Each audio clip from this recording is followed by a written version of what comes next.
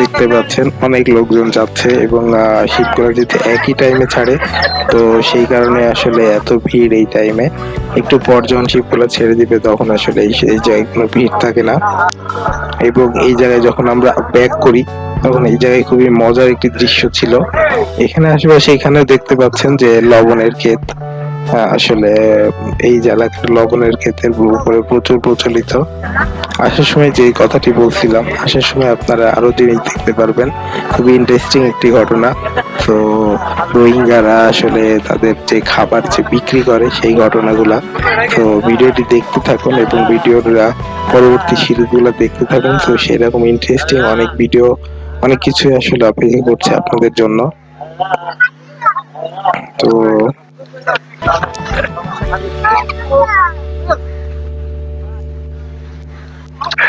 এখন আসলে বর্তমানে ভাটা চলতেছে।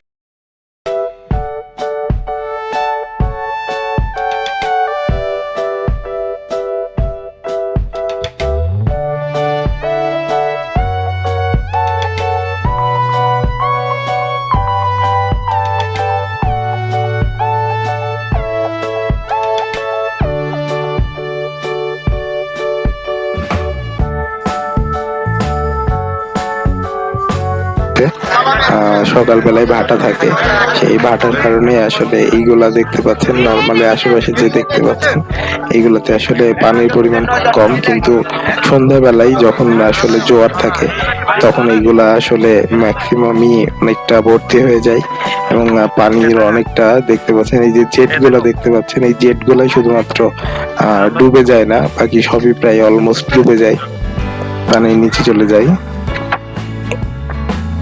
এই যে দেখতে পাচ্ছি আমরা আমাদের শিপের কাছাকাছি চলে আসছি এবং দেখতে পাচ্ছি এখানে বেশ কয়েকটি শিপ দাঁড় করানো আছে এবং এই শিপগুলো প্রত্যেকটি একই সময় ঠিক 9:30টা যখন বাজবে তখনই আসলে ছেড়ে যাবে। এক এক করে সব কয়টি শিপ ছাড়বে।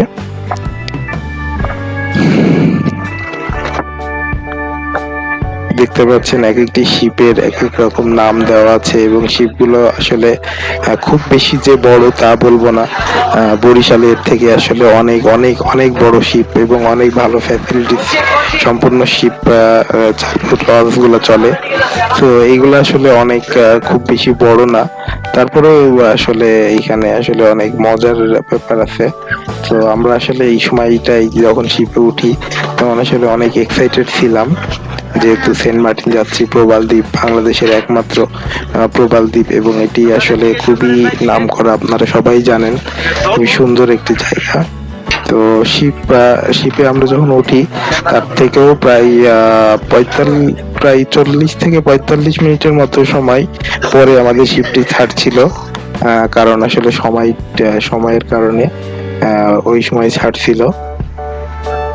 তো ততক্ষণ পর্যন্ত আসলে আমরা শিপের ভিতরেই ছিলাম এবং এই সময় দেখতে পাচ্ছেন ফার্স্টে সকালের দিকে সবাই মোটামুটি জ্যাকেট ট্যাকেট পরে বেশ শীতে একটা ভাব ছিল, কিন্তু আসলে এখানে শিপের উপর যখন আমরা ছিলাম তখন আসলে প্রচুর গরমের একটা অবস্থা হয়ে গেছে।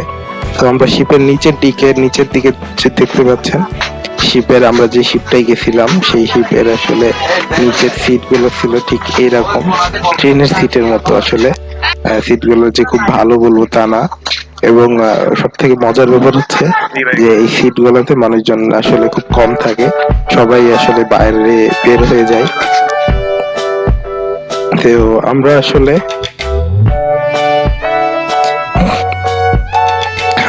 ওইখানে থাকি নাই, আমরা আসলে আমাদের একজন যে পুলিশের কথা বলছিলাম তার মাধ্যমে আমরা আসলে ক্যাপ্টেন, যে এখানে মানে লঞ্চ চালায়, শিপগুলো চালায়, তাদেরকে ক্যাপ্টেনই বলা হয়, তাদের ওখানে আমরা আসলে বসেছিলাম।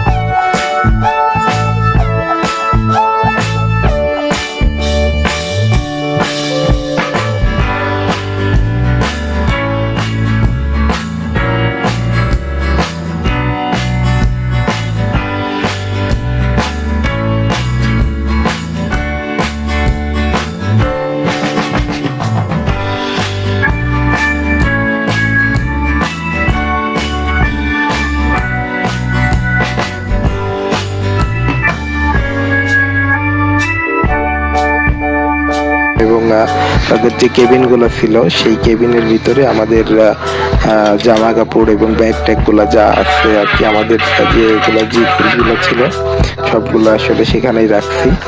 সেখানে রাখার পর দেখতে পাচ্ছেন ঠিক এই সময় আমাদের শিপটি আসলে চালু হয়ে গিয়েছে। তো আমরা আসলে ক্যাপ্টেনের যে রুম ছিল, এই ক্যাপ্টেনের রুমের ভিতর থেকে এই ফুটেজগুলো করা। দেখতে পাচ্ছেন যে আসলে শুক্রবারের দিন হওয়ার কারণে প্রত্যেকটা সব মানুষই আসলে শিপের বাইরে, এবং সিট আসলে এদের আসলে সিটও নাই। এইগুলা এই অবস্থায় আসলে শুক্রবারের দিন এরা যায়, এবং যেহেতু এগুলো সিজন চলে সেই সিজনের কারণে শুক্রবারের দিন এইভাবেই আসলে যায়। তো দেখতে পাচ্ছেন সব কয়টি শিপ একবারে ছাড়ে, এবং এইখান থেকে আসলে লুকটা যে বাংলাদেশের দেখতে পাচ্ছেন, বাংলাদেশের দূরে দেখতে পাচ্ছেন যে পাহাড়, এবং যে লঞ্চ, যে আরো যে বাকি শিপ গুলা যে আসছে, এইগুলার যে আসার যে আসলে যে কি সুন্দর দৃশ্য, এগুলো আসলে ভিডিওতে ফুটেজে দেখে আপনারা আসলে বিশ্বাস করতে পারবেন না। খুবই সুন্দর এবং খুবই মন মাতানো দৃশ্য এগুলা, এবং আপনাদের মন জুড়িয়ে যাবে। এবং দূরে দেখতে পাচ্ছেন পাহাড়, এই সাইডটা আসলে বাংলাদেশ। এবং আমরা যখন ব্যাক করেছিলাম সেন্ট মার্টিন থেকে, ব্যাক করে যখন কক্সবাজার গেছিলাম, তখন হচ্ছে মেরিন ড্রাইভে, ঠিক এই পাহাড়ের ওই পার দিয়ে আসলে আমাদের মেরিন ড্রাইভ দিয়ে কক্সবাজারে যেতে হয়। তো এই যে দেখতে পাচ্ছেন যে খুবই অপরূপ সুন্দর এক দৃশ্য, আর মাধ্যমে এই যে লঞ্চ গুলা যাচ্ছে, আমাদের লঞ্চটিও চলছে, তাদের লঞ্চটিও চলছে, এবং প্রচুর বাতাস এর ভিতরে ছিল। খুবই সুন্দর একটি দৃশ্য। এবং এই নদীটি এখন পর্যন্ত যেখানে আছি আমরা, এটা হচ্ছে আসলে নাফ নদী, টেকনাফের নাফ নদী। এই নদীর উপর দিয়ে আসলে আমাদের জাহাজটা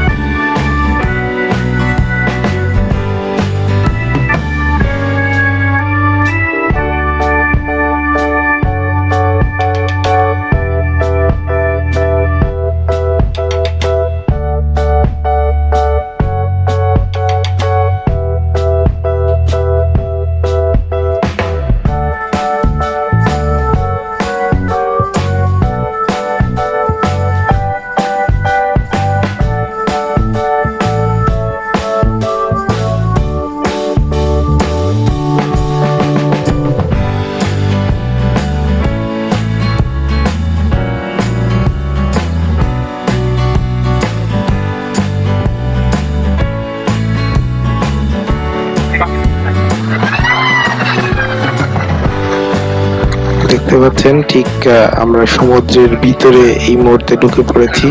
এখন আর নাপ নদীর ভিতরে না, নাপ নদী থেকে সমুদ্রের ভিতরে আমরা ঢুকে পড়েছি এবং দেখতে পাচ্ছেন বাকি জাহাজগুলো আসলে আমরা গেছিলাম, বাকি জাহাজগুলো দেখতে পাচ্ছেন আশেপাশে সব দেখা যাচ্ছে।